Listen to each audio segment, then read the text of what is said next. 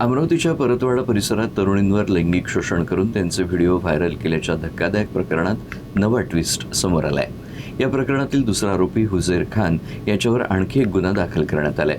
पीडित तरुणीच्या आईनं पोलिसात तक्रार देत हा गुन्हा नोंदवला असून समज देऊनही आरोपीकडून तरुणीला वारंवार फोन करून त्रास दिला जात असल्याची गंभीर बाब समोर आली आहे। आरोपी क्रमांक 2 हुझैर खान इक्बाल खान यांच्या विरोधात एक तक्रार जे आहे ती गोपनीय सोर्सेस थ्रू आमच्याकडे इन्फॉर्मेशन आला होता।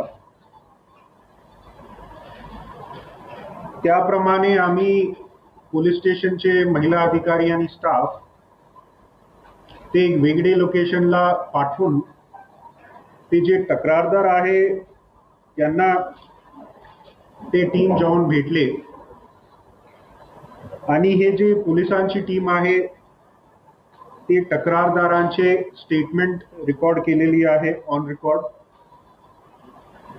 हे जे तक्रारदार आहे ते एक 16 वर्षीय मुलीची आई आहे आणि त्यांच्या स्टेटमेंट वरून हुझैर खान इक्बाल खान यांच्या विरोधात आम्ही एक वेगळी FIR रजिस्टर केलेली आहे अंडर सेक्शन्स ऑफ 78 BNS आणि सेक्शन 12 पॉक्सो ॲक्ट।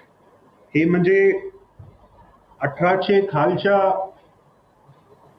मायनर मुलींना पाठलाग करण्याचे जे सेक्शन आहे त्या सेक्शन्स अंडरला जे आहे नवीन एक गुन्हा पोलीस स्टेशन परतवाडा अंडरला काल रात्री दाखल केलेली आहे।